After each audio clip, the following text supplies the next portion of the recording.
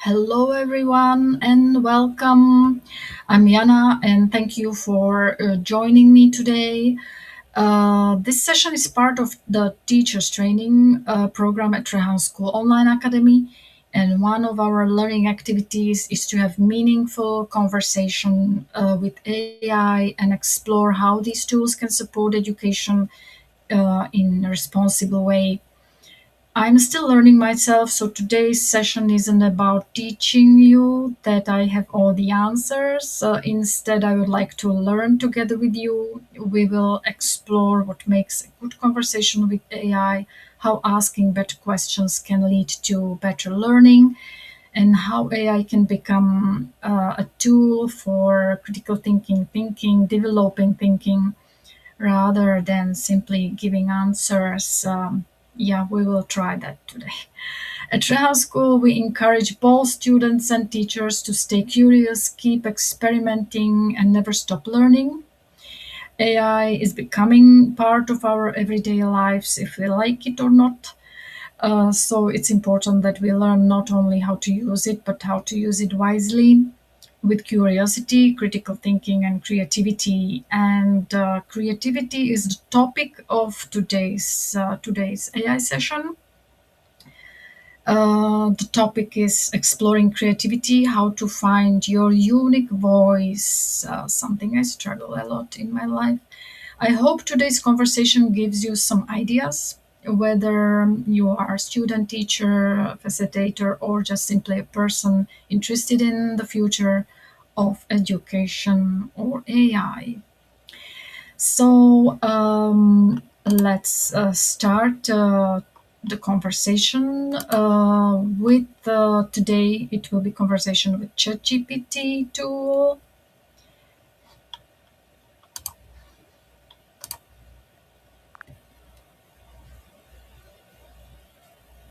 Hello.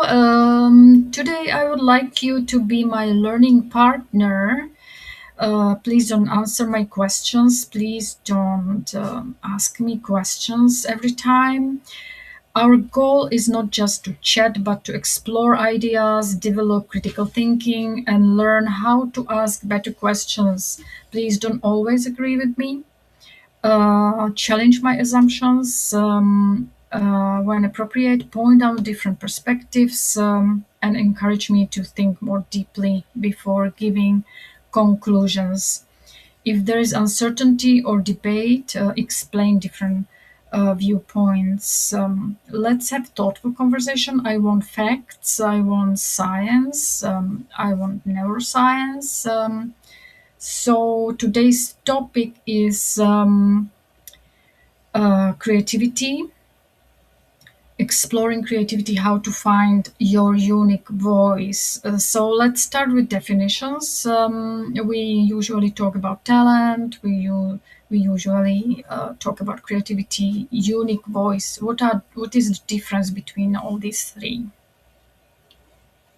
All right, let's break these down thoughtfully. Creativity is your capacity to generate original, novel ideas or connect existing ones in surprising ways. It's more of a process, how you think and create. Talent, on the other hand, often refers to a natural aptitude or skill in something. You can hone it, but it's often seen as an innate edge. Now, a unique voice? Well, that's personal. It's the distinctive way you express yourself, shaped by your experiences, values, and perspective. In short, creativity is the capacity, talent is a potential strength, and a unique voice is how you bring it all together in a way only you can. To be original, it's quite difficult today because I might have an idea and I go online and I think it's original what I thought about, and I found many people already discussing that, recording videos, doing that art, for example. So it's not original anymore. Maybe internet is destroying my originality or discouraging me to do anything because it's not original anymore. So how to proceed with this? I get where you're coming from. Seeing something already done can feel like originality is out of reach. But consider this, even if others have touched on a theme, your perspective hasn't been expressed yet. The internet isn't necessarily the enemy, it's just showing you what's possible. Originality often emerges from how you combine known elements or infuse your personal experience into them. So rather than seeking something no one's ever thought of, maybe ask yourself, how can I bring my own context, twist, or voice to what's already there?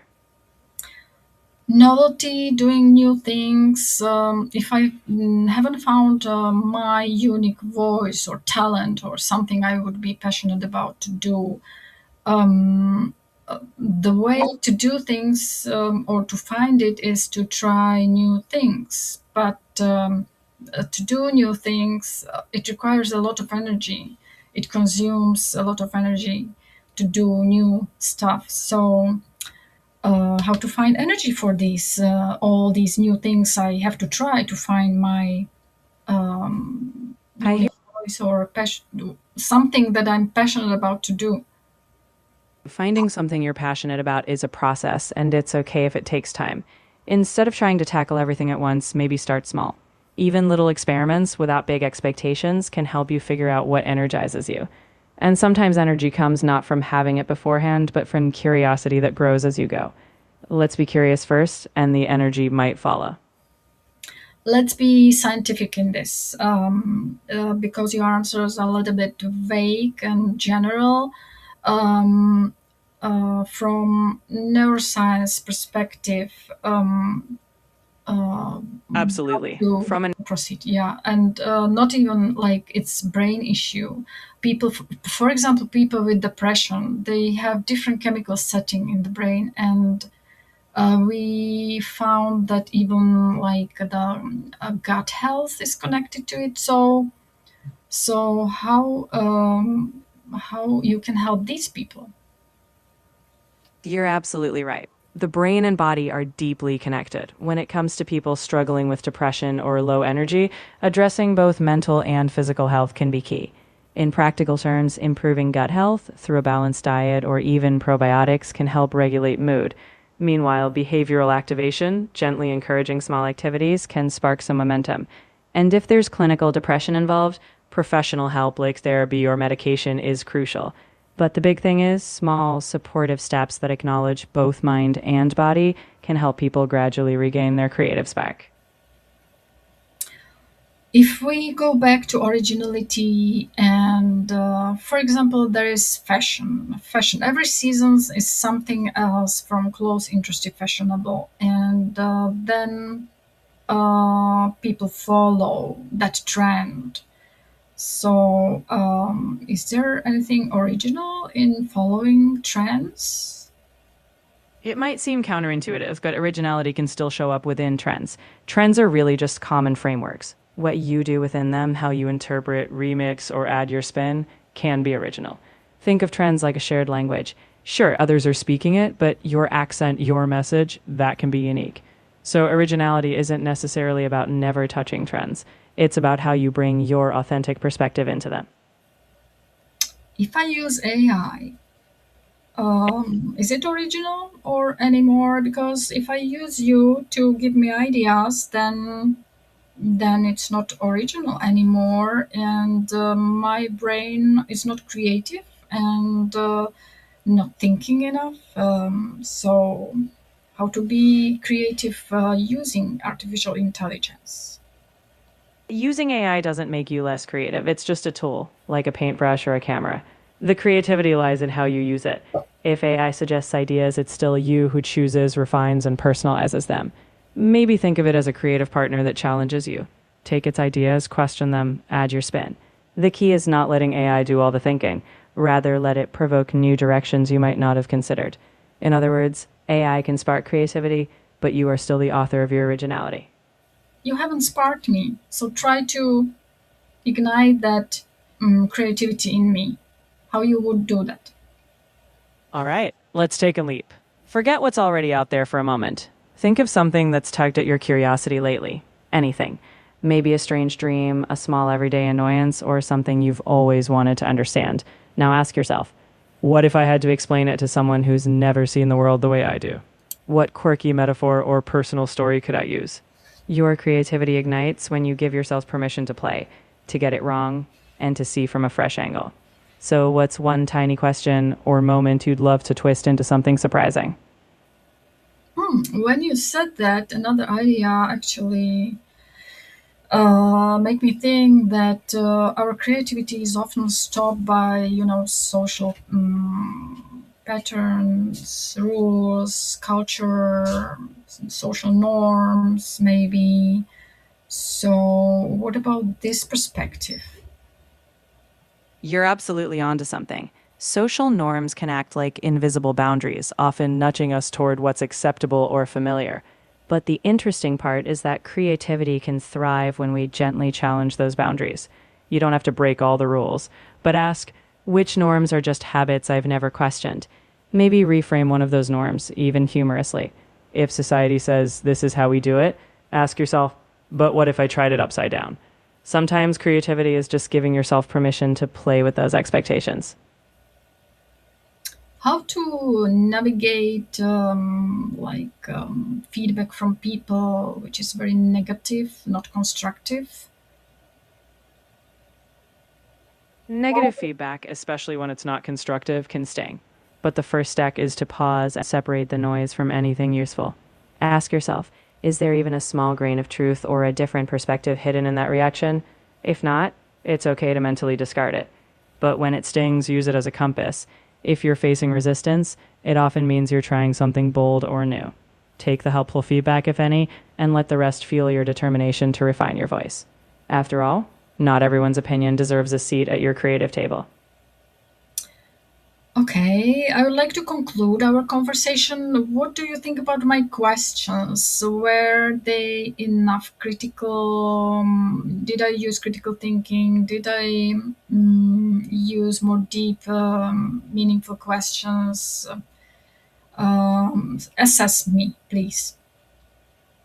I think you did a great job pushing the conversation deeper.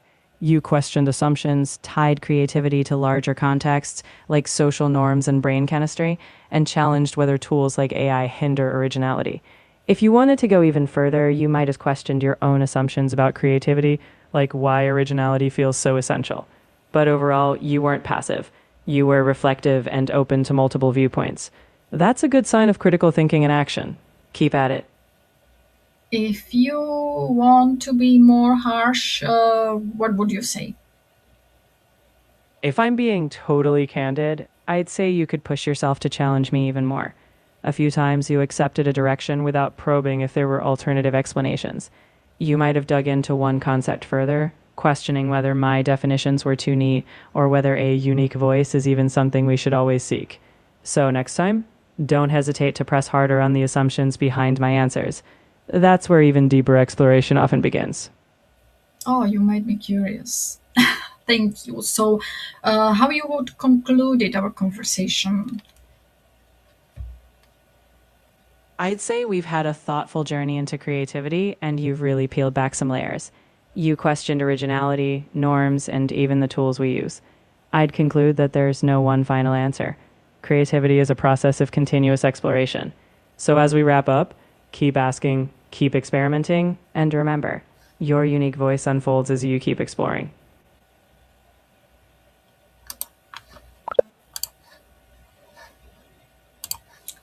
So, and what do you think? How it went? Thank you for watching. See you next time.